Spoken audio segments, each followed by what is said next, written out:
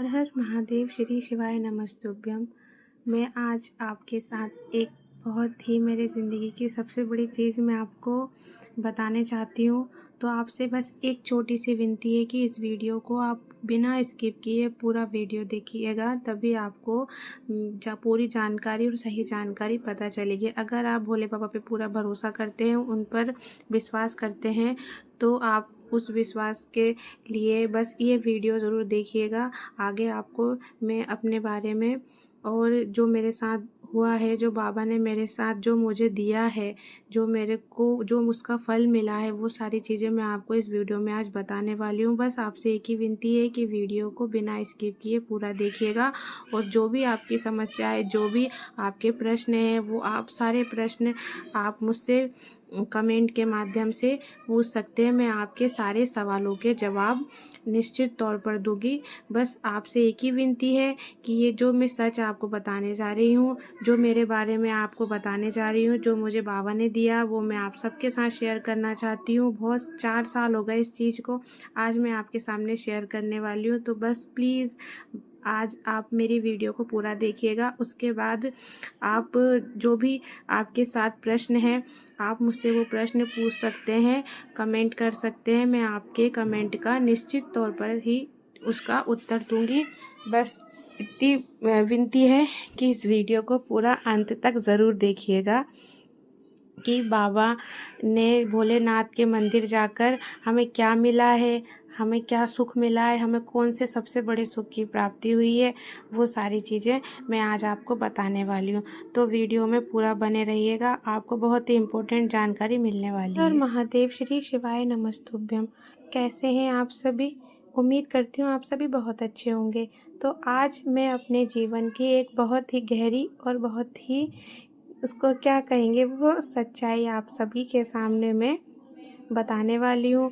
काफ़ी समय से लोग मुझे कह रहे हैं, सभी फैमिली वाले कह रहे हैं कि तुम वीडियो बनाते हो, महादेव पर इतना भरोसा करते हो, महादेव की पूजा करते हो, तो लोगों को अपने बारे में बताओ, जो तुम्हारे साथ चमत्कार हुआ है, तुम्हारे जीवन में जो बदलाव आया है, वो तुम सभी लोगों के साथ साझा करो, जिससे जो फ़ायदा तुम्हें मिला है वही सभी लोगों को मिले। जो भी तुम्हें देख रहे हैं, जो भी तुम्हें सुन रहे हैं, उन सबको भी तुम्हारी तरह भगवान भोलेनाथ का आशीर्वाद मिले और उन्हें जो भी अपने जीवन में प्राप्त करना चाहते हैं, वो सभी कुछ मिले। तो ये आप लोग देख रहे हैं मेरे हाथ में, इसको कहते हैं आक का पेड़, यानी कि मदार का वृक्ष, जिसको आकड़ा भी कहा जाता है। और इसमें सफ़ेद फूल होते हैं और सफ़ेद फूल के साथ में इसमें नीले कलर के फूल भी होते हैं। इसका प्रयोग संतान प्राप्ति के लिए किया जाता है। जी, मैंने इसी का प्रयोग किया। मुझे काफ़ी समय से बहुत परेशानियाँ थी। मेरी शादी को 6 साल हो गए थे, मुझे बच्चे नहीं हो रहे थे, बहुत तकलीफ़ होती थी, बहुत मतलब बहुत ख़राब दिन देखे मैंने अपनी ज़िंदगी में, बहुत लोगों के ताने सुने, बहुत लोगों की बातें सुनी और मेरे पहले से 3 ऑपरेशन हो रखे थे, बच्चे भी नहीं थे। ऊपर से पता भी नहीं था कि बच्चे कब होंगे, कब नहीं होंगे। डॉक्टर का इलाज कंटिन्यू कर ही रही थी, फिर भी डॉक्टरों ने तो हाथ ऊँचे कर दिए थे, क्योंकि मेरी गर्भनाल जिसे कहते हैं, वो गर्भनाल जो होती है जिससे हमें संतान प्राप्ति होती है, वो गर्भनाल पूरी तरह से बंद हो चुकी थी, दोनों गर्भनाल खराब हो चुकी थी। तो डॉक्टर का इलाज तो चल ही रहा था, उन्होंने आईवीएफ का कहा था, आईवीएफ भी एक बार फेल हो गया, दूसरी बार की गारंटी डॉक्टर ने दी नहीं।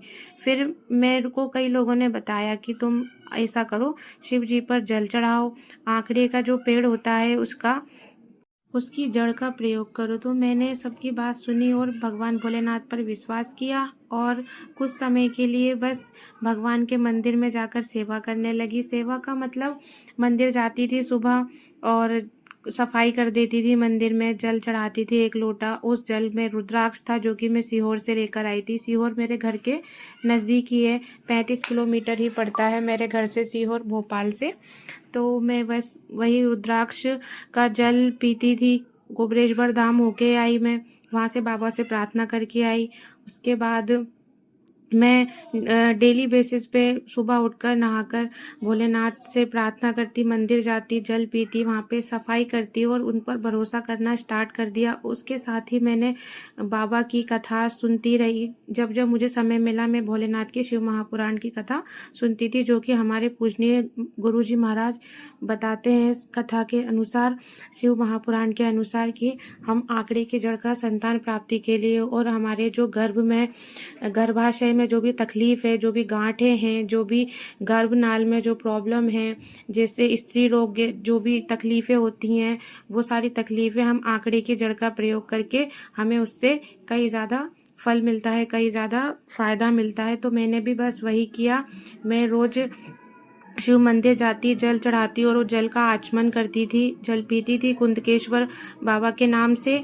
और मैंने आंकड़े की जड़ का प्रयोग किया। आंकड़े की जड़ को मैंने अपनी कमर में बांधा। पहली बार बांधा, कुछ नहीं हुआ क्योंकि पूरी जानकारी नहीं थी। दूसरी बार भी बांधा 2 महीने तक, फिर भी कुछ नहीं हुआ। पूरी जानकारी मतलब पूरी थी नहीं, लेकिन फिर मन भी उदास हुआ। उसके बाद में फिर तीसरी बार मैंने पूरी अच्छे से बाबा की कथा सुनी, जो गुरुजी महाराज बताते हैं किस तरह से हमें आंकड़े की जड़ का प्रयोग करना है, क्या नियम हमें उसके साथ फॉलो करने हैं। बस वही नियम मैंने फॉलो किए और मंदिर जाकर अपने पति को साथ लेके गई और उनके साथ जाकर मैंने आंकड़े की जड़ को अपनी लेकर आई। पहले तो बाबा को प्रणाम किया, उनसे विनती की। आंकड़े की जड़ में जो गणेश जी होते हैं, गणेश जी का वास होता है और शिव जी को आंकड़े का जो पत्ता होता है, आंकड़े का जो फूल होता है, वो सबसे प्रिय होता है। तो सबसे प्रिय उनको जैसे बेलपत्र है, वैसे ही फूलों में सबसे प्रिय उनको धतूरा, फल में धतूरा और फूल में आंकड़े का फूल। और ऐसे ही महादेव को इन्हीं चीज़ों से, और 1 लोटा जल, सारी समस्या का हल 1 लोटा जल। डॉक्टर तो मुझे पहले ही मना कर चुके थे कि आपको हो ही नहीं सकता, क्योंकि आपकी तो गर्भनाल बिल्कुल, जो जिसको कि हम इंग्लिश में कहते हैं फ़्लोपियन ट्यूब, वो ख़राब है। ऑलरेडी आपके पेट में 30 से 32 गाँठें हैं, जिसको कि फाइब्रॉइड्स बोलते हैं, ओवेरियन सिस्ट बोलते हैं, वो भी मेरे पेट में है, बच्चेदानी यानी कि यूट्रस में। तो ये सारी चीज़ें मेरे साथ घटित हो रही हैं। अब मैं क्या करूँ, कुछ समझ नहीं आता था। भगवान, इतनी सारी गठानें हैं, मैं क्या करूँ, कहाँ जाऊँ? बस सब लोग मुझे यही, मेरी दीदी, मेरे परिवार के, मेरी फ्रेंड ने मुझे बताया कि तुम भगवान भोलेनाथ के जल चढ़ाओ और आंकड़े की जड़ का प्रयोग करो। कई सारे लोगों को जो है उससे संतान प्राप्ति हुई है। बस मैंने विश्वास किया और उनकी कथा सुनने लगी और यकीन मानो, जब जब मैं मिश्रा जी, सॉरी, हमारे जो गुरुजी महाराज हैं, उनकी मैं कथा सुनती थी और जो पत्र पढ़ते थे, उस पत्र में कहते थे कि 10 साल बाद इनको कुछ भी नहीं, यानी कि इनका गर्भ भी नहीं है, इनके पेट में गर्भाशय भी नहीं है, उसके बाद भी 10 साल बाद संतान हुई है और जो कि 2 बेटे हुए हैं, 2 संतान इनको भोले बाबा ने इनको दिए। मुझे यकीन नहीं होता था, लेकिन फिर भी मैंने बाबा पर यकीन किया और बस मैं इसी विश्वास के साथ जाती थी मंदिर, 1 लोटा जल चढ़ाती थी कि बाबा, बस मैं, अगर सच्ची मेरी भक्ति है ना, तो आप बस मेरी सुन लीजिए, मेरी गोद भर दीजिए। और आपसे एक ही प्रार्थना करती हूँ, जैसा कि हमारे गुरुजी महाराज कहते हैं कि किसी आदमी की जेब खाली ना हो और किसी बहन बेटी की, किसी औरत की गोद सूनी ना हो। मेरी भी बस यही प्रार्थना है बाबा कि मेरी गोद, सूनी गोद आप भर दो, मुझे एक संतान दे दो, चाहे आप जो भी दो, एक पूरी तरह से स्वस्थ संतान दे दो। मैंने अपने पति के साथ जाकर भगवान पे भरोसा किया, आंकड़े की जड़ को लेकर आके तीसरी बार मैंने आंकड़े की जड़ को बांधा और कमर में बांधा। तुमरुका जी का जो मिश्रा जी वर्णन करते हैं अपनी कथा में, तुमरुका जी का नाम लेकर मैंने अपनी कमर में शिव जी का दर्शन करते हुए नंदी महाराज को पीछे कस खड़े होकर मैंने लाल धागे में वो आंकड़े के जड़ को बांध लिया। उसके 3 महीने, 3.5 महीने बाद ही मुझे पता चला कि, पहली बार मुझे पता चला, समझ लो उस वक्त मेरी हालत ऐसी थी कि मेरे पैरों तले ज़मीन खिसक गई थी। मैं मतलब प्रेग्नेंट थी। बस मेरी आपसे यही विनती है कि आप लोग इस वीडियो को पूरा देखें और जिनको भी ज़रूरत है उन लोगों तक ये वीडियो ज़रूर शेयर करें, निश्चित तौर पर उन्हें संतान की प्राप्ति ज़रूर होगी। आप बस भोले बाबा पर विश्वास करें और जो आंकड़े की जड़ का प्रयोग मैंने बताया है, नियम के साथ जिस तरीके से उसका प्रयोग होता है वह करें और नियमित तौर पर भोलेनाथ को 1 लोटा जल समर्पित करें। उस जल का आचमन करें कुंदकेश्वर बाबा के नाम से और तुमरुका जी का नाम लेकर अपनी कमर में आंकड़े की जड़ ज़रूर बांधें। और कैसे बांधना है, कब बांधना है, वो सारी जानकारी मैं आपको वीडियो के माध्यम से दूंगी। मेरे चैनल को सब्सक्राइब और फॉलो ज़रूर करें।